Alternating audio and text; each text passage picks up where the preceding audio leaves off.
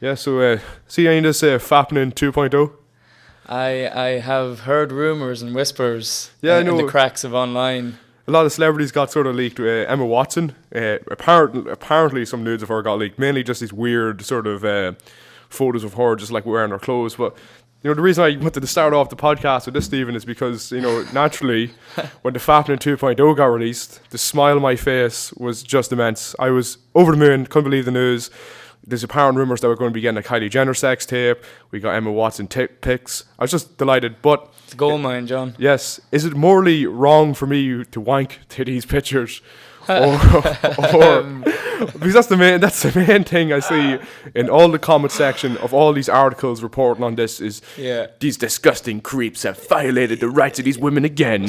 What a bunch of morally weak men, or just some crap like that. I love reading the comment sections under these like news stories. It's usually like the Lad Bible or something, right? It's like, oh, Emma Watson nudes are released, and top comment is always, without missing a beat, John. It's like, oh my god, you guys are disgusting. Can someone send me the link so I can never go to the site? It's like, I mean, on every single post, always the top comment. Yeah, no, I actually seen the exact same. Someone saying like, I need to study this for a scientific project. Can someone please pass me these links? No, but the big release. Everyone wants to wank to a child's. It's like you have a crush on Hermione Granger growing up, right? I know I did. I loved Harry Potter. I did too. Yeah, so I mean, and then when you see her now, and she's a full adult woman, she's over the age of 18, and I'm over the age of 18. Yeah, I want to fuck her. I want to fuck her. Yeah, there's absolutely nothing wrong with that, Stephen. And thank you, John. and the big nudes that were leaked were, I'm not sure if you're a wrestling fan, but there's a WWE female wrestler called Paige. Anyway, I never seen a celebrity sex tape like it in my life, right? So she was dating this fellow wrestler called Brad Maddox, and like the sex tapes are Brad Maddox recording her fucking another wrestler. Brad Maddox coming on her face and her title that she actually had in real life. Oh my god. And just Brad Maddox like fucking her in a changing room while he records it. Man, when you have millions of dollars and you are fucking jacked up to shit on steroids, man, you do crazy shit. I mean, yeah, life becomes too boring. You need to spice it up. I mean, you fucking got it on the nail on the head there, yeah. Fucking let them at it. Why not? They're fucking millionaires. They can do what they want. Yeah, so there's nothing wrong, Stephen, with us, completely exposing these sort of private videos and pictures that give us a very detailed insight into the lives of these celebrities. This is why the internet was created. Yes. Okay? I mean, some bullshit guys can say that it was some geniuses in Cambridge, right? One of the sound mathematical equations, but we really knew that it was nudes, John. Yes, that's true. It always reminds me of the episode of Scrubs. Dr. Cox says, if all of the porn was deleted from the internet, there'd only be one website left. Yeah. Bringbacktheporn.com. Scrubs, man, what an underrated show. Yeah, Jesus Christ, man. It's it's mad. Like when I really started watching a lot of comedy series, like I was massive into Scrubs. I used to be very big into the first season of 2.5 Men, but I don't really. It's not really lost. Like, I'm not saying, don't get me wrong, just to really clarify, I don't think 2.5 Men is a good show at all. I think the first season is very good. Yeah, the first season holds up well, but then it gets a bit repetitive. Yeah, it really does. Like, it just got to the stage of where the kid would say something, inappropriate. It's funny. Charlie would be banging some girl, and Alan's still a big weird loser living with his brother. That was the whole show, man. I just thought it was a bit sad. Like, yeah, and plus it's kind of sad as well that like Charlie Sheen thinks he's playing himself throughout the show. Yeah. It's it is weird, but like Scrubs, I thought like I think especially the first 2 seasons of Scrubs, even maybe the third, there's kind of a lot of heart to it. It's more than just kind of a comedy series. But you don't really see that nowadays, do you? Like, no. Where it's like hilariously funny and then literally it can make you cry as well. Like, I've cried to a few episodes of Scrubs. I'm not ashamed to admit it, John.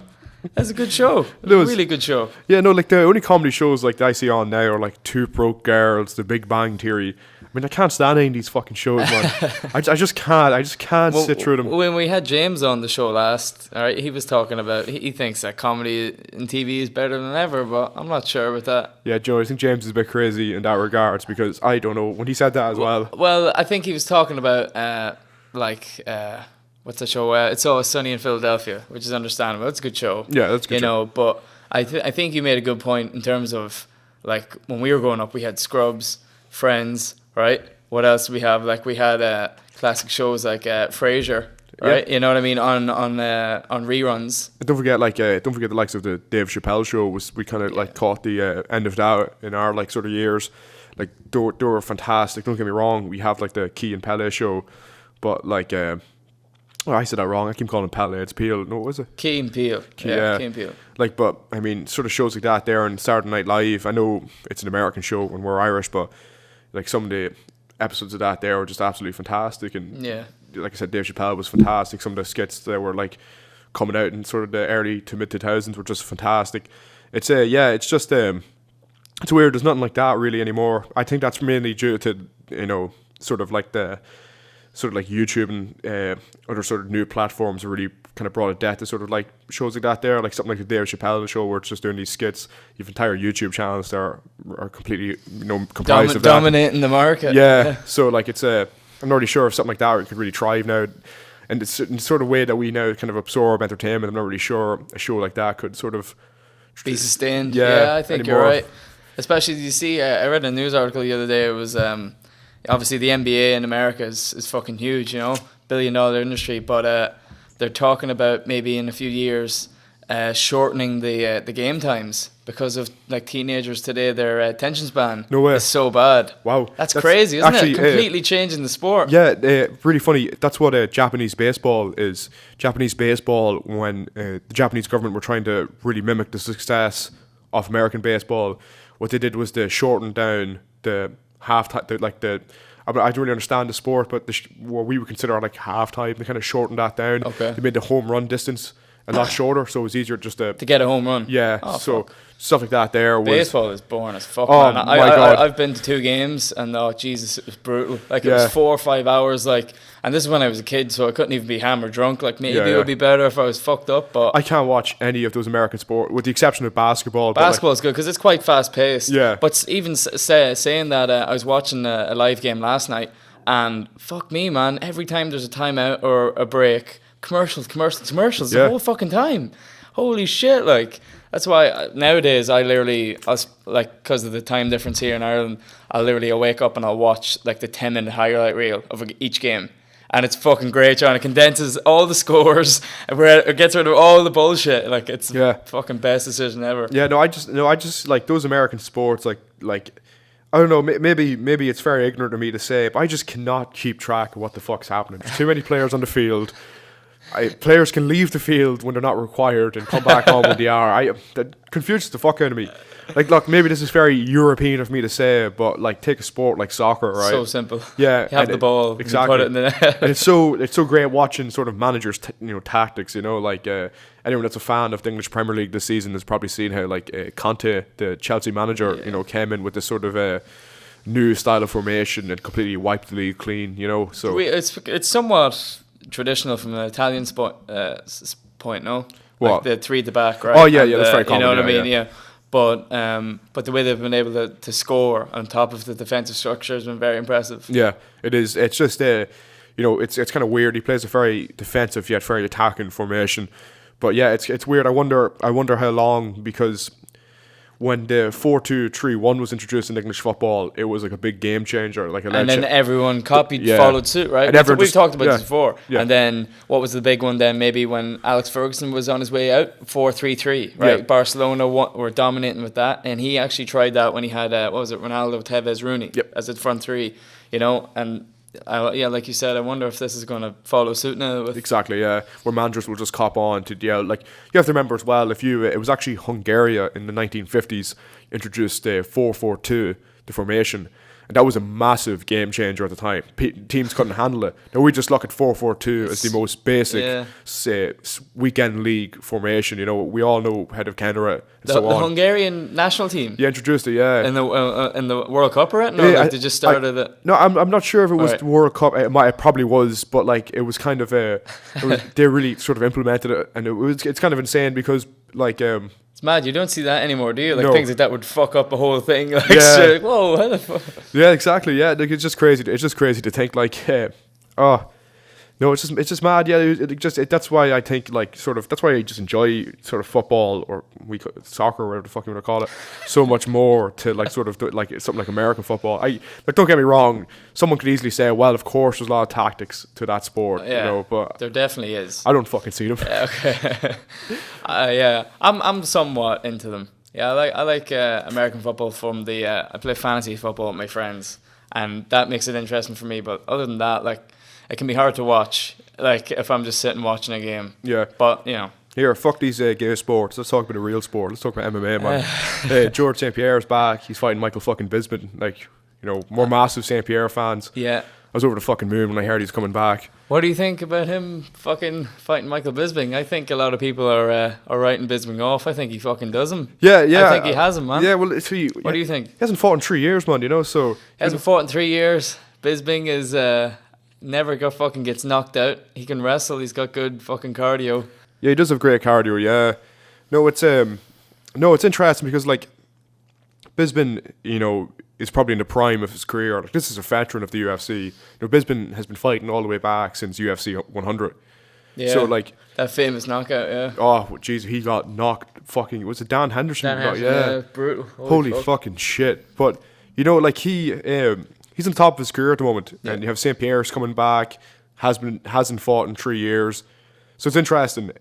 Also, it's kind of annoying as well. Yoel Romero should be fighting for the title. Yeah, it's bullshit. I saw Joe Rogan was going off about it on his show, and yeah, I agree. I mean, it's total fucking bullshit. Like, you know, I mean, and they haven't announced an interim title fight for him. No, right? They haven't. No, which I'm surprised at these days, man. Fucking everyone's getting a title. Yeah. Like, it's fucking bullshit. Is it just a sign that the sport is becoming more sort of about what is more financially successful than who deserves it? Definitely, yeah. Because that's what really led the sport to sort of be a lot bigger than boxing. Was whoever sort of deserved the title shot would get it, and plus it was more exciting. Yes, you know. But now it definitely is. It just feels more and more about money. You know. Exactly. Yeah. Like it used to be the best versus the best, and now it's just I mean, and you could make the argument that the person who started all this was fucking Conor, which it was. Yeah, it was. Yeah. Which would have been the Nate Diaz rematch, right? Yeah. Where, like, you know, that didn't really make sense or whatever for the whole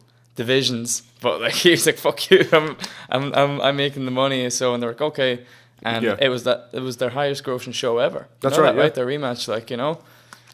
The most McGregor broke Brock Lesnar's record that night in terms of. That was the most someone had got paid up until that point. I think he broke it again at 205. Yeah, it was $3 million. Yeah, So as a guarantee, exactly. Yeah, that's insane. But like you're right though, it did because McGregor had not defended his 145-pound title. Yeah. Since winning it, and here he was fighting 2 weight divisions above that. But then you saw at 209 when Cormier got pulled from that card. Remember, it was injury. Oh yeah. And then they stripped Conor because of that. Yeah. You know, that was fucking bullshit. You know. But like, hear me out though, right? Like, don't get me wrong. You know, I think I would have stripped him, but I mean, it didn't make sense to do it just because of that, just to keep a show together. You know. That's true. That was bullshit. But like, even though like we sort of can complain and say like it's kind of, you know, fading away from sort of the best versus the best to now what would be the most profitable fight for the business. But that said, like those high, big, exciting fights like Conor and Diaz too, that's my favorite fight of all time in the UFC. You know.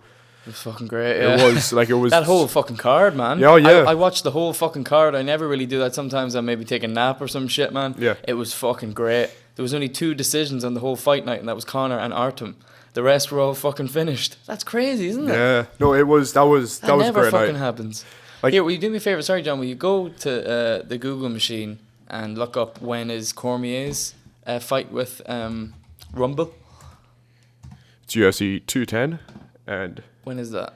It's on April 8th. April 8th. So a week? 2 weeks from now? 2 weeks from now, yeah.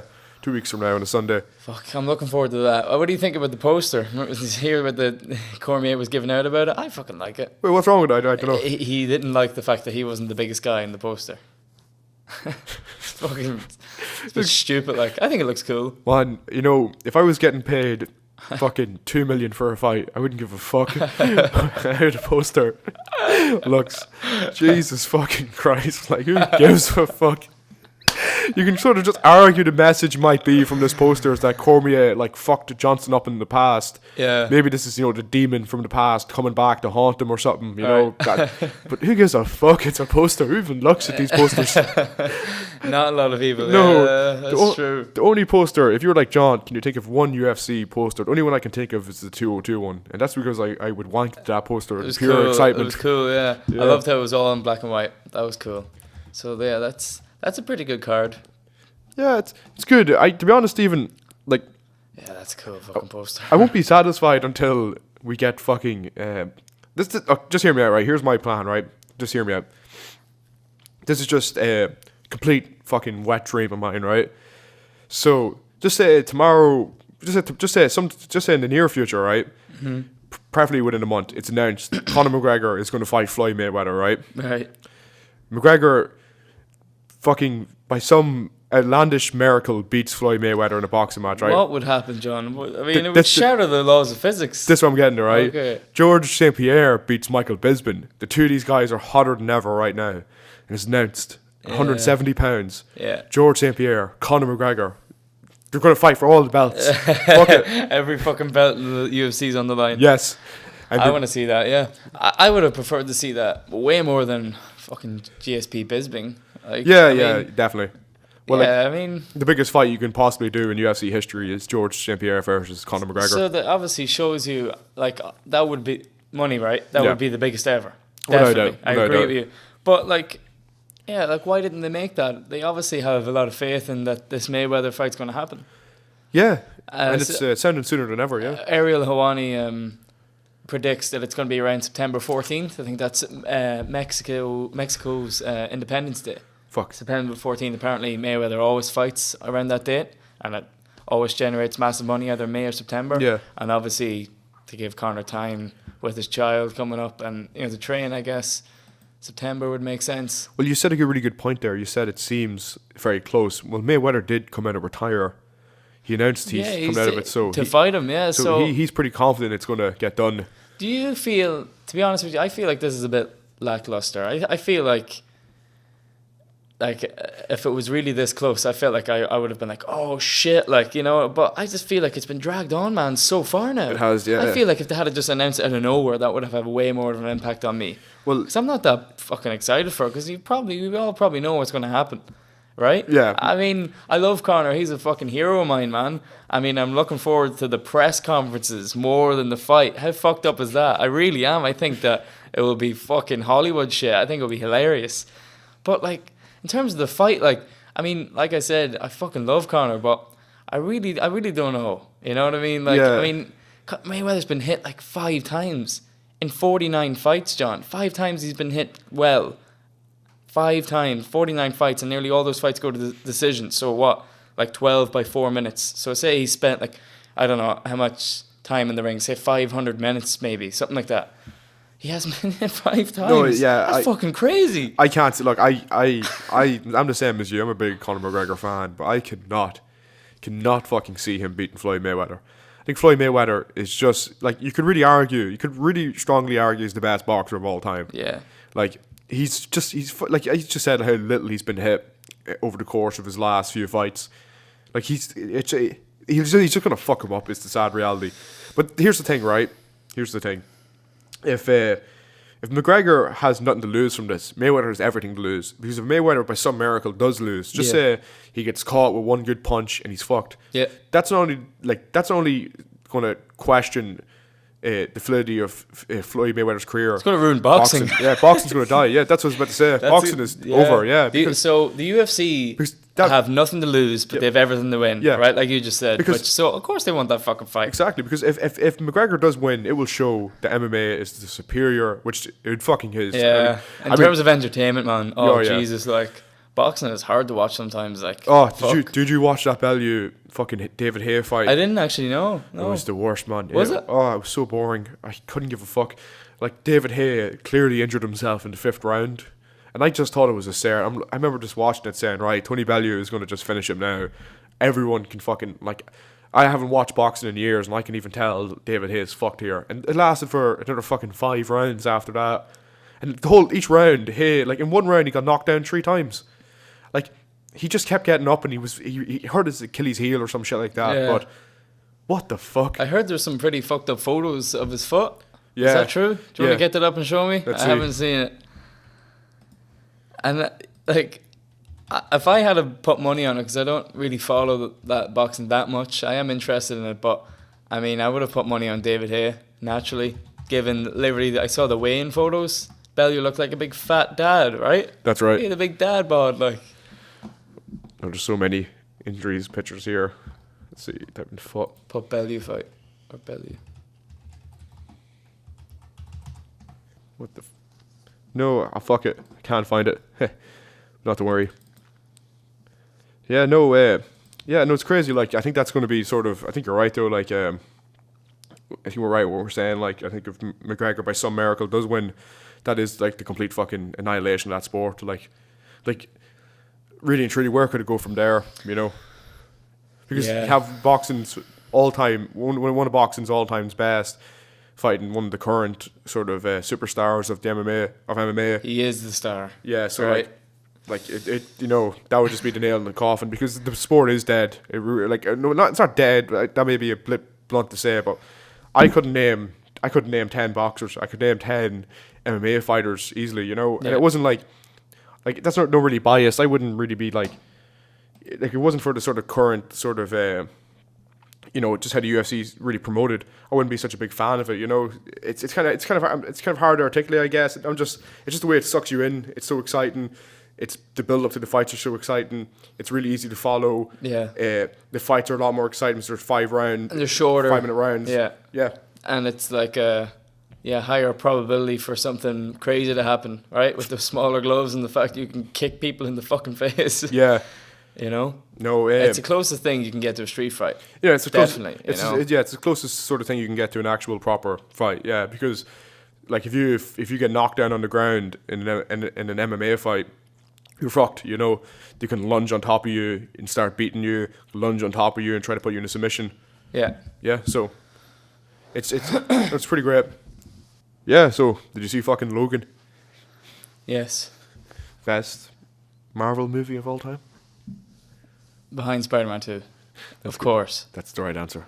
Thank you, John. We talked about this with James, right? Yeah, I think we did briefly, yeah, but sort of James wasn't really into sort of superhero films, so I think we kind of steered away from it. We haven't actually had a chance to properly discuss it. And dissect the brilliance of Hugh Jackman's performance. Yeah, it's kind of a real dream send-off, isn't it? Like yeah, like, I mean, considering how bad the first one's shit, and the second one, the Wolverine trilogy, the first Wolverine film's desperate, the second one's okay. I wasn't mad about the second one, man. I really wasn't. Like, no. I couldn't help but feeling watching it. I was like, oh, I missed the other X-Men, you know. But this one was fucking great, man. Perfect send off. We're definitely not being paid by Marvel Studios to tell you go see it, so you should go see it, trusting that we're not financially gaining behind it. We can't talk about spoilers. No. Fuck it, yeah, we can. Yeah, fuck it, yeah. What was that? If you haven't seen it, fuck you. Go see it. I don't give a fuck. I want to talk to John about it. Man. Wolverine dies! He's not coming back. Well, probably is, as a different actor, but he's dead. He's fucking dead. Right, hear me out here, right? Fuck it. Spoilers. Life's a simulation. Fuck you. Get over it. If your fucking sensibilities are harmed that we spoiled the fictional film, go fuck yourself. Life's a fucking simulation. Wake up, people. No, but fuck. I'm saying to myself, I need a debate on this here, right? Hear me out. So the ending is fucking really depressing, right? Yeah. But in a good way. It's a reminder of the sort of troubles of real life. You know how truly like not everything works out in the end. You know, that's the way life goes on. You see the kids move on after he dies. It's heartbreaking, yeah. Yeah. Is that what do you prefer? Do you prefer that sort of ground-based, heartbreaking sort of ending, or do you prefer the ending to Days of Future Past, which is sort of a more sort of positive, uplifting sort of send-off for the characters? Well, I feel, because this is his last one, right? So, yeah, I'm happy the way it ended. I mean, it was really beautiful, the last sequence, right? Yeah. I mean... Oh, so Yeah, basically, we'll do a quick review of the film, right? Yes. Okay, right. So basically, we travel forward in time in the fucked up universe that is X-Men right now. No one fucking knows what's going on, but it's the year 2027. Some future Something bullshit like that. year, yeah. All the mutants are dead apart from Logan, Professor X, and Some other wee kids that have been no, experimenting on. what's his name? Oh, Caliban, Caliban. Yeah. who died in X-Men Apocalypse but is now back. In Logan, the universe is fucked on. Who cares? Basically, and they're taking care of Professor X, Caliban, and Logan, and they're trying to get money together so they can buy a boat and sail it off into the sunset. How did you feel about that? That was their motive at the start of the film. I thought maybe it was a bit. Did you like that? I liked it a lot. I really did. At first I was like, this is maybe too on the nose, because I kind of just viewed it as an embodiment of sort of that really glorified dream of sort of wanting to escape all the troubles. You leave. Exactly. You It leave never land, works yeah. out though, does it? No, it never works never out. does. So yeah, I kind of like that. When I heard them talking about that, I was like, oh, they want to sail off into the sunset. And going into this film as it's marketed as his last one, I was kind of like, oh yeah, I like that. Yeah. He's, you know. Well, this is not like how I thought it was going to go down, because prior to seeing the film, I had said to you, what I thought was going to happen was, this new young girl, X-23, was going to be kidnapped at some stage in the third act. And then Wolverine would, go save the day, kill the bad guys, walk off into the sunset at the end. Yeah. I kind of really knew fucking Patrick Stewart was going to die in the film. Did you? Yeah, I had a feeling. I was 110% certain he was. Because I don't know if they handled that scene well. I thought they handled it brilliantly. Really? I loved it, yeah. Okay. I thought it was the most sort of depressing part of the film, because this may sound very, very bad for anyone listening to this, but there's a clone of Wolverine in the film. That's sort of one of the main antagonists, one of the main obstacles for the characters to overcome. And this perfect clone of Wolverine kills Patrick Stewart. So it's very, very, or Charles Xavier, which is kind of really fucked up and weird. The last thing he sees is his so-called trusted friend, like, killing him. He doesn't obviously realize that it's a clone of Wolverine. But then, when Logan is carrying Xavier's body, he's like, that wasn't me, it wasn't me. I thought that was fucking heartbreaking. Yeah. Like, that's the only thing he wanted to get across, was like, he wasn't even concerned that much with like trying to heal him, maybe because he knew, he was going to die. But it's just like, it wasn't me. It wasn't me. No, it's really great. Powerful. It's great. It's kind of really weird that sort of in out of all these X-Men films that are just so convoluted now, and so fucking, there's so many of them. The lore to them is very hard to follow. It's kind of weird that you get this sort of gem, I guess, out of all that, which to be honest, is not too really surprising. Like, there's pretty really good X-Men films, like X-Men 2, Days of Future Past is fantastic. The first X-Men film is pretty great. Yeah. Logan's fucking great. So yeah, like it's First Class is very good, I think. Yeah, Days of Future Past, I think, my favorite. I think, in terms of like the whole X-Men together, and it's going to be interesting now to see where the rest of the characters go. What's going to happen next? Are they going to follow through with this younger generation of the characters with what's her name, the girl from Game of Thrones? Sophie Turner. Yeah. That whole young cast. Are they going to keep going with that? Yeah, that's weird. Yeah, because like, that's what I was thinking, because it kind of spoils in Logan that all the X-Men die. So whatever obstacles to face, I know how to die. It doesn't matter. They're going to be dead by the... Yeah, Xavier kills them. It's what's hinted at, in the Westchester incident, it's called, in the radio segment within the film of Logan. Pretty fucked up. Is that in a comic series, John? No, in just Logan, which is mainly... Well, not mainly, it's kind of very loosely inspired from Old Man Logan. In Old Man Logan, it's actually Wolverine kills all the X-Men. What happens is all the supervillains kind of put this plan to sort of beat all the heroes, I guess is the right way to describe it. And what happens is Mysterio, who is one of Spider-Man's classic villains from his Rogue gallery, he kind of tricks Wolverine into... Mysterio's whole gimmick, by the way, is he can create these fantastic illusions that seem so real. But he tricks Wolverine into seeing the X-Men are under attack, and that Jubilee, who in the comics is almost like a daughter figure to Wolverine, he sees her die. Wolverine goes into this big, massive berserker rage, and all he can see is all the villains attacking the X-Mansion. So he starts killing them all, but when the vision wears off, it soon realizes that they weren't the villains. He actually just slaughtered all of the X-Men, and as a result, he attempts to kill himself by letting a train run over his head, and he never retracts his claw. He never pops his claws out again after that. Jesus Christ. But you couldn't do an Old Man Logan film because the Hulk is a major component of that storyline. Hawkeye is a major component. The Red Skull is a big part of it. All these other characters are owned by the Disney section of Marvel. They are not owned by 20th Century Fox. So the only really thing that sort of the film Logan really takes from is the fact that Wolverine himself is really, really old. He kind of lives in a very dystopian-esque future. Maybe not. It's nowhere near as dystopian as it is in the comics, but it's a very bleak world, and that's really all it really takes from. Just kind of that's really only two components I noticed. Maybe I could be mistaken, but X-23 is not in Old Man Logan.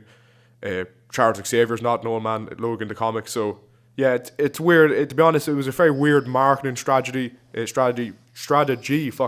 Because going into, when I originally heard of the production of a third Wolverine film, the main thing that they were advertising was that it was based off the comic Old Man Logan, which it really isn't. It's kind of a very original story, and that's really interesting about it. It's James Mangold who wrote the script. It's kind of what he sort of envisioned for the character. So it's kind of I'm actually kind of glad it's not based off a comic book story, because usually when these films are based off a comic book story, you have all these fucking nerds giving out when it's sort of the director tries to change one or two small wee bits to suit his own, just to do his own sort of vision. But yeah, so I'm pretty happy. I fucking love the film. Fuck it.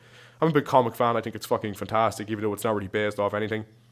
And yeah, just to like kind of finish the point I was kind of saying there, this is just my opinion, but when you take the sort of best superhero films that I've like, at least I have seen, which would be Spider-Man 1 and 2, X-Men 1 and 2, the Dark Knight trilogy, and what else would I put up there? Guardians of the Galaxy was pretty good. Yeah, that's pretty. Like that? Yeah, that's pretty great. Yeah, that's a hell of a fun film. I think one of the things all these films have in common, it's like these directors, they're not like yes men in a sense. They're not really trying to appeal to sort of a larger comic book audience.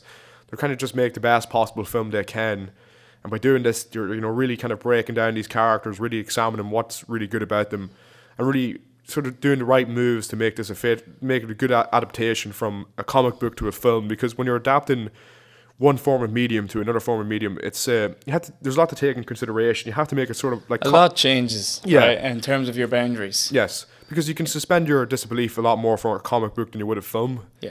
So, and it's I think that's really where all these sort of directors succeeded. Sort of like we talked about this before, but sort of how Sam Raimi didn't use web shooters because he knew it was ridiculous to have a teenager to sign down screen. The audience wouldn't believe it. So instead, it's a lot more simple. It's organic.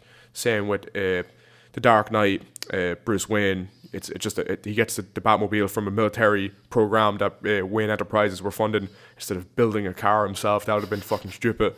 So yeah, and it's kind of same with James Mangold here. He does his own thing. Really kind of breaks down his character to its absolute best and tells the best possible story he can. I fucking loved it. It's great. So, go watch Logan. Yeah, and where do you think the genre is going to go from here? With X-Men? Or just the whole superhero genre as a whole? We've talked about this before, but I'm fucking convinced it's going to be like westerns, cowboy films, man. Yeah. It's oversaturation too much, and people are going to get fucking sick of it. Yep. I mean, I think they're making a big mistake trying to just... they're fucking cash cows, man. That's really it. At the end of the day, they fucking make money, so they're going to keep pumping them out until literally the last one doesn't, loses money, and then they'll fucking kill it onto something else. Yeah, but do you think you're going to see a lot of copycats now, like sort of when The Dark Knight was such a success? Everyone went for a dark tone, yes. like Man of Steel, yes. when it didn't fucking fit with the character. Yeah. That was bullshit. That was fucking bullshit. I've talked about this with you before. I mean, The Dark Knight was fucking great in its dark tones and its dark music and its sort of maybe undersaturated colour palette sometimes. Because of its story, because of its character, because of what was happening, it was a fucking fucked up story. This guy's had his parents murdered in front of him, and then he loses Rachel in The Dark Knight, right? Yep. Do you know what I mean? So all these emotions come into play, but when you have fucking Superman with its terrible colour correction, get that up actually. Have you seen that, John? Yeah. The colour correction thing where someone fixes it. It's fucking incredible. It totally changes the fucking film. I mean, and like trying to make Superman all fucking depressed, man. I mean, is this it? Yeah, this is it. Trying to make Superman all depressed for no fucking reason. It's bullshit. Yeah, it doesn't work. I mean, like you say this all the time. You're literally like, I mean, this guy can do anything. This should be the funnest film ever. He should be going around like, holy shit, I can fly. Look at this shit.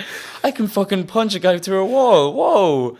But no, he's like, oh, I'm fucking sad and shit. Like, yeah, copying The Dark Knight there with the interrogation, like, shot for shot, man. It kind of, to be honest, what makes me really just like, you kind of made a good point there, like sort of how this is a man that can do every single possible thing.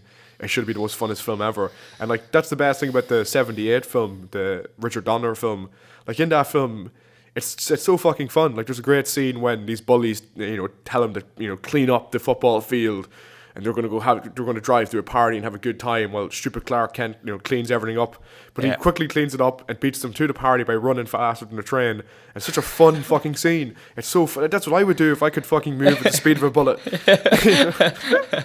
And it's great. Like, and in Clark Kent, you really care for the character because he's this goofy, he's constantly stuttering. He's unsure of himself. He's this great fun character. And then, when he takes off that disguise, he's, the strongest, most powerful man on the planet. It's great. It's such a great contrast. How fucking shredded was Henry Cavill, though? I'll give him that, man. He was fucking jacked, wasn't he? Holy shit. Yeah, fucking play. Was that good nutrition, good diet, and good training program, or was that here, bend over, let me stick this needle in your ass? Both. Yeah. I'd say both. I'd say he was doing both pretty well. Yeah, it was that shot of him when he's changing clothes, when he steals clothes from someone's fucking clothesline. Jesus fucking Christ. What an asshole. Or when he ruins a guy's livelihood by destroying his truck. Like, woo. I'll give Man of Steel one thing. I loved the flashback scenes. They were fucking great. Remember the one in the bus? Oh, yeah, they were cool. That was fucking cool. Yeah. What do you think of all the 9/11 imagery of urban terrorism constantly being shoved in your fucking face? Yeah, just to keep the American people on edge, right? Yeah. Keep them afraid so they'll keep voting to push out Islam.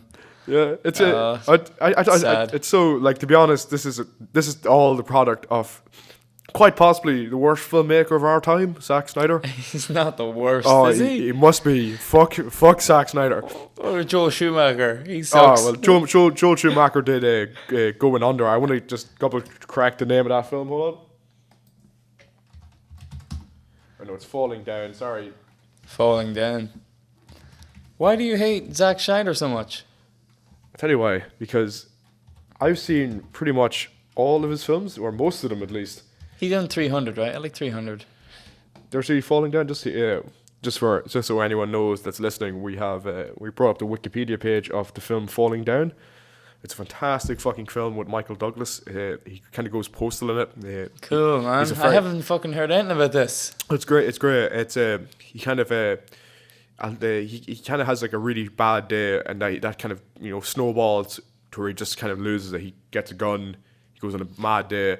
It's great. It's actually a great commentary on society as well. There's a lot of good messages in it, but what he does, a boring 9-to-5 office job? Yep. Office job, I assume, right? Yep. And then he just loses it one day and... Yep, okay, goes mad, and there's a great scene when he goes into like a fast food restaurant. He asks for a burger, and the burger, it looks nothing like it did on the poster. And he pulls out a gun. I've heard about that, right. It was mad. Oh, cool. And there's this great scene where there are these road workers who have completely blocked off a section of the busy LA streets. And he gets out of the car and he makes sort of commentary on the reason you're delaying this longer and longer, or the reason you found this fault and you're now delaying it longer and longer so you can get more money. There was no fault with this road. It's kind of hard to explain. We have to watch it. We have to watch it sometime. But and then we'll talk about it. It's a great fucking film. But Joel Schumacher did. Joel Schumacher's done one or two good films. It's just to be honest, it's kind of sad. He's blacklisted now, right? Yeah, he must be finished, is he? Because of the Batman films. But that said, don't get me wrong, awful films. Some of the worst films of all fucking time. And a big slap in the face if you're a fan of that character. That said, Joel Schumacher probably had no understanding of comic books or superheroes in general. He just thought that it was a giant kids toy show movie. Yeah. It sold a lot of toys. I had the Robin action figure and the motorbike from Batman and Robin when I was a kid, so I guess it worked. I have an observation though. Do you think that Joel Schumacher's Batman and Robin, and he done Batman Forever as well, right? That's right.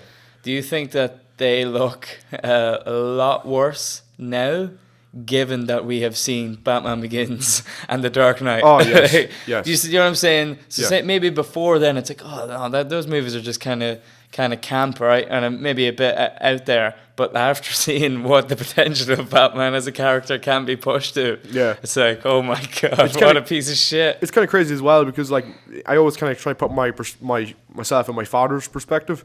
My father grew up in the 60s when the infamous 1960s Batman TV series was Adam going. West. Yes, and then when he had his son, when he had me, and he would take me to see those Batman films, they're all goofy. So he just probably assumed his entire life this is what the character of Batman is. He's this, over the top, goofy, silly character. And has Banana seen The Dark Knight? I showed him and he couldn't believe it. He liked it, yeah, he he loved it, yeah. Okay, this is great. I love this, given this as an analogy, as like someone say, like, kind of like an average guy, right? Because he doesn't know as much as film and especially comics and stuff as we would. Yeah. You know what I mean? So what did he think of it? And he loved it, right? He couldn't believe it. I think it kind of shocked him that sort of, this is why this character is so beloved, is because this sort of darkness and real world sort of themes kind of, are a major component of Batman's stories. And it's kind of great. I don't think he just couldn't believe how good it was. And it was such a great thriller as well. And this goes back to as well in film these days, practical effects, man. Practical effects. That's right. Most of the Dark Knight's Holy practical shit! effects. Like, there's only one bit of CGI that comes to mind right now in The Dark Knight. Helicopter. The helicopter. Yeah. How did you? Yeah. So that must be it then, is it? I can't think of it now. The truck actually flipped. They actually flipped the truck, didn't they? They did, yeah. The bit where the fucking tumbler crashes into the garbage truck. Remember, in the tunnel? Oh, yeah. That's CGI, but it's fucking done really with practical effects. That they use a remote control car. Yeah. It's to scale then. But, like, it goes back to it, man. Like, fucking, it sells that world so easily to the viewer. When they're watching it and they can 100% tell, oh yeah, this is all real. Like, that Batmobile, that actually exists, that fucking car. Instead of this fucking bullshit now, like, every fucking scene, I'll give you that. Zack Snyder, he goes way over the top with CGI, man. Oh, my God. Way over the top, like. Holy shit, too man. much. All of it, like, have you seen Batman v Superman? Like, the Batmobile I've and that. seen like 5 minutes and I turned it off. It's a fucking piece of shit. Like. The Batmobile CGI in that. The whole thing is CGI. Alright, we've a lot to talk about Batman and fucking versus Superman, but I feel like we have to start with Jesse Eisenberg. Yeah. What the fuck, man? Actually, I used to love him. I used to really connect with him as an actor. With Adventureland and The Social Network. Fucking two of my favourite movies, Zombieland. 3 great films there, right? Yeah. What the fuck was he thinking taking that role, He's very man? good in American Ultra as well. Yeah. But, like, here's a good point, right? Just awful. Because there's so much I want to talk. You're right. There is so much to talk about it. But just hear me out, right? Jesse Eisenberg, right? Just on paper, shouldn't be Lex Luthor. Because, like, just hear me out. In the comics, at least, Lex Luthor is a very, very popular character for a reason. He's this very, very intelligent, strong, sort of, he's a real sort of presence whenever he's on screen. Stop me if I'm wrong, but in the comics, he's the villain of all villains in DC Universe. Oh, there's a story where he takes all the villains together. Well, yeah, right? like he's that smart. Yeah, there's many stories where it takes the entire Justice League to take down Luthor. Like, Luthor is a serious threat. Like, even, really, yeah. Like, even when we watched the Justice League animated series from the early 2000s That's to the a mid fucking 2000s. great season. Great show. Great but series, yeah. Who's the final antagonist? Lex Luthor, to take on Luthor when he teams up with Brainiac. Like, that's crazy. He's a constant threat, like, and the way they depict him in this film, they give him no justice at all. Yeah, it's silly. So, but here's the thing, right? Is that more Zack Snyder's fault than Jesse Eisenberg? Because Zack Snyder should have known to cast someone who's like Jesse Eisenberg. I think is a great actor, but that's not a role for him. You want someone who's going to have a very intimidating on-screen presence. Yeah, and he just doesn't bring that at all, does he? He really doesn't. No. The original rumors were... And that's okay. I mean, obviously, like you said, you got to play to your abilities, right? And the original rumor was it was going to be Bryan Cranston. Cranston was going to play Lex Luthor. And that would have been fucking... That would have been cool, great, yeah. Especially with the bald head, like from Breaking Bad, yeah. But you're right. There is so much to talk about that film. Was that the worst superhero film ever? Could it be? Maybe. There's a good case in point. Obviously, I would have jumped to say no, Batman and Robin, but I mean, you got to look at where they are now. You know what I mean? Yeah. Batman and Robin was 20 years ago when superhero movies were very rare. They got to learn from mistakes, like shit like that. So like exactly, yeah. Plus, they probably had. I'm going to assume they probably had a fucking way bigger budget, right? So they can technically do more. You know what I mean? So. And also to tie back into what we were saying earlier about sort of what makes these great superhero movies, what makes the best superhero movies great is sort of directors stamping their own personal vision. Zack Snyder's own personal vision, some of the stuff he done is just so stupid. For example, Batman kills so many fucking people in this film, which is completely devalues the character. It really does, because you had to ask yourself a question: how does the Joker exist? One of the main components of Batman is the fact he doesn't kill the Joker, no matter how all these awful things he does. So it's like, would he not just have killed him in their first ever contact, the first ever meeting with each other? Would have saved so much life. Yeah, and plus, you're right, it does remove that moral quandary where it's like, you know, he probably could save a lot more people by doing it, but he would have to lower himself to the villain's level to do it. I love that. That's one of the best lines of the whole Chris Nolan trilogy. You know, I mean, that's the only thing that separates us from them is he won't kill them, which is true. And like, he runs over people with the Batmobile in this. He blows people up. He stabs people. Doesn't give a fuck, does he? Shoots people as well. He kills someone with a gun. So did you like Ben Affleck as Batman? No, because I've heard from a lot of people who I once had gave them a good source of knowing what they're talking about, and they really liked Ben Affleck as either Batman or just Bruce Wayne. No. You didn't know? No, I thought, to be honest, Stephen, I really didn't get any fucking thing from him at all. I thought he was just very bland, and I didn't really get a sort of emotional depth that I got with like Christian Bale or even Michael Keaton in some regards. Christian Bale has come on record after the trilogy saying that he was disappointed with his own performance. You know really? that? Yeah, he said that he didn't feel like he gave the character justice, which I think is very brave to come out and say something like that. I think he's pretty great. I think he's especially great. Don't get me wrong, The Dark Knight is by far the best of that trilogy, but I think Bale had his best in Batman Begins. I think he really plays a sort of very vulnerable. He really makes you very sympathetic for that character. You know, he's fantastic in that. So I think he's been a bit hard on himself, because he kind of played a character in a trilogy that's become a very staple icon of our generation. Exactly, yeah. Especially of our generation. It was the film of our generation was The Dark Knight. Like, how much has been parodied and referenced in popular culture. But yeah, no, it's crazy because, you know, the trilogy only ended in 2012. 4 years later, you know, here's this really shitty fucking remake. Yeah, and I don't like Ben Affleck as Batman in the first place, but I feel like he should have had a standalone film first before. Oh yeah, fuck yeah! Like, what was that about? Why did they just throw it in this? Like, I felt like they could have built that film up for years. Yeah, it should. Batman versus Superman, like. Yeah, because you can build it up. You can establish the two characters' morals. You can establish their worldviews, and then it's kind of set up these worldviews to clash with one another. That then leads to a conflict between the two characters. Would you have liked to seen Joseph Gordon-Levitt as Robin? Yeah, fuck it. Yeah, I want to see Robin done right. To be honest, maybe Nightwing. Yeah, fuck it. I think that would be pretty fucking. I think that'd be pretty great. I felt like they missed a big missed opportunity there. I think that could have been great. Yeah, it easily could have. Yeah, to be honest, but I wouldn't be surprised that there's a solo Batman film coming out now in 2018, and I wouldn't be surprised if we probably seen an incarnation of Robin. It's another chance for another standalone film to make money, right? So. Yeah, which is pretty fucking sad, because also that movie's in limbo at the moment. Which one? It's called. I think they're calling it Dead Batman. It's the 2018 Batman film, but Ben Affleck was meant to be directing it. He's pulled. Now they're cycling through different directors. The writers keep changing. He's not playing Batman anymore, too, right? He wants out of it. Yeah, he wants out of it, is the rumor.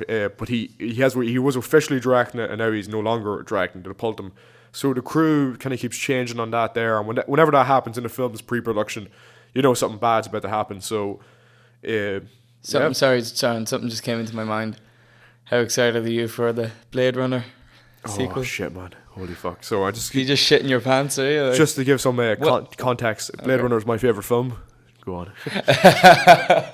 That was all the context needed. Yes. When is it out? July? October. Oh fuck, that's far away. My October is the month I'm born in, so I'm so fucking excited. 2 birthdays for John. Yeah, I think that film is going to be special, man. They've got a good fucking team. They do. They've got a good fucking team. They really do. Who's the director? I always pronounce his fucking name wrong, so I'm just gonna. It's the guy that done Looper, right? No, it's the guy that did Sicario, Arrival, and Prisoners. Prisoners is fucking great, man. I was watching it the other night with my friends. Prisoners is a good one. And Ridley Scott is producing it. He did the story as well. He didn't write it. He just did the story. Okay, I can't pronounce his name. It's the director is Denis Villeneuve. Villeneuve. Fuck it, he's French. I'm gonna Google how to pronounce that. Yeah, That's a good fucking team, man. The cinematography is done by Roger Deakins. That's how you pronounce it. Yeah, Roger Deakins. He famously did the cinematography for Shawshank Redemption and pretty much many other classics. What a fucking dream team! Like, I think it's being edited by the guy who edited 12 Years a Slave. He won the Oscar Academy Award for that. Yeah. Let me just fucking hell, man. Let me just get this up because we have the internet right here in front Plus, of us. one of my personally favorite actors, Ryan Gosling. I fucking love him. He's in it. That's right. Yeah, Gosling's in it. And John, you said that what's his name? Yeah, that's right. Joe Walker is the editor. He won the Academy Award. What are you going to say? Yeah, you said you read somewhere that Harrison Ford said that it was the best script he's ever read. That's right. Yeah. Fuck. So he's had some good scripts. Yeah, he's had some good scripts in his hands. So there you go. Like Jesus. it's mad. Like it's just I'm just. I think they're gonna fucking pull it out of the bag, John. I hope so. I think it's gonna be better than the first one. Man, Stephen, mean, make me wet even thinking about that. Holy shit! Like I mean, goddamn. They have like everything right for it, though, right? Like, what do you think of the cast? Anyways, you've Jared Leto, you've Ryan Gosling, Harrison Ford, Batista's in it, which I know what role he's going to be playing. He's going to be playing the tough bad guy. Yeah, he's the tough, probably super genetic replicant. You have Robin Wright. She plays the wife in what do you call it? House of Cards. Yeah. Oh yeah, she's a good actress. Yeah. Yeah, no, it's a good cast. Like I just cannot see it being bad because I just can't, Stephen. I think who's composing it? Is that the guy from the first one? I would assume so.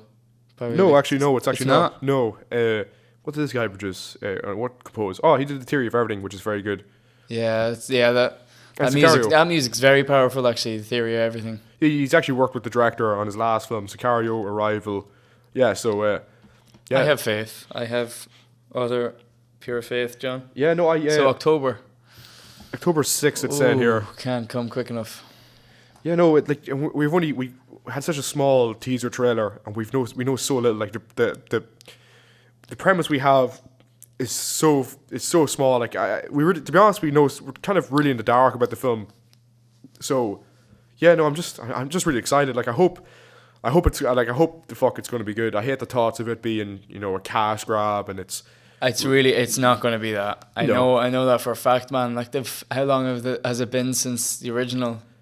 Oh, it's 30 years, is it? 1982 was the original when the original was released. What's that? 35 years. Yeah.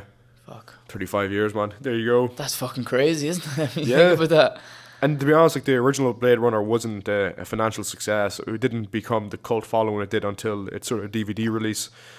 So it's kind of great that it's kind of built up a very popular fan base over the years. So it's kind of great to see it getting, it's now going to, because of this film, it could be maybe a main sort of staple of popular culture nowadays. Does that give you hope, John, as a filmmaker? Maybe. No, I mean, like, if you release a film and people say it's shit, then you're like, oh, come on, look, Blade Runner didn't pick up wind until a few years after, so give it. Do you ever sometimes true. I feel like that. That's true, yeah. I recently did a presentation in college on a film me and you should really watch called Manchurian Candidate.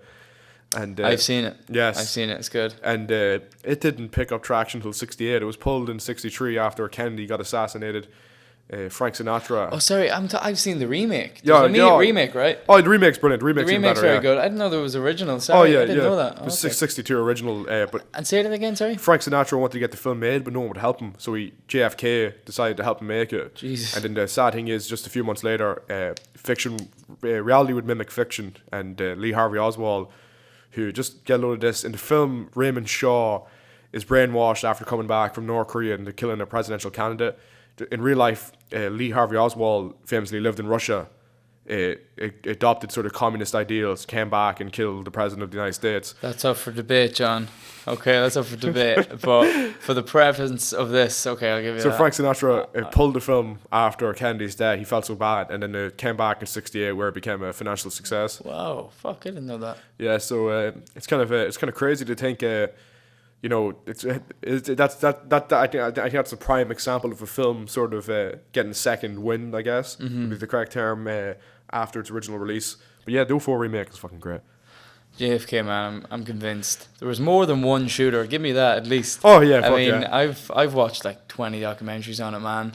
There was 6 shooters, definitely. 6. Yeah, and there was one in the fucking gutters. Did you hear that? No. No. There's one in the gutters on the side of the road. You know the way they have those trenches for people listening. I'm sort of mimicking a like a 2x2 square foot hole in the ground. But yeah, there was a guy pointing upwards. Bam, get him on the head. What do you think of that though? Like that's it's mad, isn't it? Like just how that sort of has that conspiracy has been such a. It's that was the first one, right? That yeah, yeah, it would be right. Am I wrong in saying that? I think it is. Well, I think that was the first one where people were like, well, "That's not what happened." Here's the 3 biggest conspiracies of all time, right? It's the moon landing, JFK, 9/11, and JFK. Yeah, the Holy Trinity. Yeah, the Holy fucking Trinity. Yeah, no, that's true. That's a great name for the Holy Trinity. Have you ever listened to the those conspiracy guys, John? Wait, which conspiracy? They're called those conspiracy guys. They're two Irish guys. You haven't heard of them. Never even heard of them. No. People listening at home, you should check them out, man. They put up some good shit. I think they've got like something like 60 or 70 shows at the minute. Fuck. Up on iTunes and YouTube, and like some of their shows. So they literally like they would talk about each conspiracy, right? And like they've one on the Vatican that's like 7 hours long, man. And they've one on 9/11, JFK, moon landing. They cover all of them. It's pretty. They're pretty cool. That's mad though. What happens if ever did become disclosed that JFK was killed by sort of multiple shooters? I'm convinced, man. It was the powers that be. I mean, there's like photographs of George Herbert. Is that his name? George H. Bush. Sorry, yeah. What's his middle name? George H. Bush. Yeah. Anyway, George Senior. There's photos of him right after JFK is shot, and he's like shaking hands with people, and he's fucking smiling. And like, there's a photograph on Air Force One. This is so fucked up. You've probably seen it of JFK's wife. She's fucking signing the papers like to give Johnson, right? Yeah. Give him power, and like you can see fucking George Bush in the background smiling. He's like, "Oh, we fucking did it!" Like, I guess the main thing that sort of propels a lot of the conspiracy belief is like sort of Lee Harvey Oswald was shot straight after. Yeah, that's by Jack Ruby. Yeah, exactly. Jack Ruby famously killed him. I mean, that's the thing. It's like shoot him. It goes back to South Park, man. South Park or the be all, the end all. Literally, have you seen the episode where like they're kind of talking about whistleblowers? And they're like, it's like, hey, he's a soldier, and he's just like, oh guys, we shouldn't be doing this. This is wrong against humanity. And someone's like, shoot him in his blabber mouth and just fucking kill him. Like, it's just the same. It comes back to that, man. My head's right, man. Like the thing about conspiracy theories, especially on the internet, it's just a rabbit hole, man. You can fall down it and just like read so much and just blow your fucking mind, you know. I am so far down that, man. I am never coming back. Back to like killing people before they talk. Saddam Hussein, man. I'm convinced, like, you know, when you look into it more and more, the media were portraying him like he was the fucking devil, weren't they? And it, like, I mean, you can say what you want about him, but at the end of the day, he kept the Middle East intact. Yeah, no. I mean, like, he kept that shit under control. Look at it now, man. They're fucked. Like, the world's heroin supply since America have gone into Afghanistan has shot up, 90%? Like, that's right. Do you know what I mean? And apparently there was, like, rakes of fucking gold that the military, there's photographs online of them, like, stealing it all over Afghanistan. Like, just even to expand upon your point you said there, like, about Bin Laden, like, he really, I think the best analogy is, like, don't get me wrong, but Bin Laden was no angel. He has done his own evil doings, but he really was the lid on that bottle that was waiting to kind of explode. You know, once you kind of removed it, like he kept all that check. I'm convinced he's still alive, man. What, Bin Laden? 100%. No. I'm convinced he's still alive. Sure, the video of his execution, man, is on. I know, it's an actor, you know. I mean, well, how do you explain? It's all a simulation. How do you explain all the members of the SEAL team, 0 Dark 30, right? They're all fucking dead, right? Oh, there's like 12 of them dead. All from like fell down the stairs, his car brakes broke. Have you seen? Look it up, man. It's fucked up. Like, we're going way down here now, but I'm fucking convinced. I mean, like, the Bin Ladens and the Bushes, right? They're like huge business partners from the 90s in oil. No? Yeah. You know what I mean? So, like, no way they just fucking hang him out to dry. No fucking way. No, it's It's interesting. No, We should get those conspiracy guys on here to clear our minds, John. Ask them the real true conspiracy. Is Coke and Pepsi manufactured by the same company? Tell me now. That's the one we all want to know the answer to. No, man, yeah, no, it is a rabbit hole. Like, I mean, I fell down it a few times, and you really do feel like Alice in Wonderland, you know? Like, it's like, holy shit. Then, you know, you come out of a big 3-hour binge of reading articles and watching Alex Jones. You come out into the sun. Making the frog guy. Yeah, you don't trust anything. You don't even trust your own mother. No, and she says, shut up, you robot. Anyway, call this one a done deal, John, will we? What do you mean by that, Stephen? Is this episode finished? This is officially episode 2 finished. Yeah, it's crazy. Yeah. Also, just to apologize. Goodbye. I had a fucking cold this episode, so if I sound all like nasally and shit, fuck you. Yeah, you fucking ruined it, John. Goodbye. Bye. Goodbye.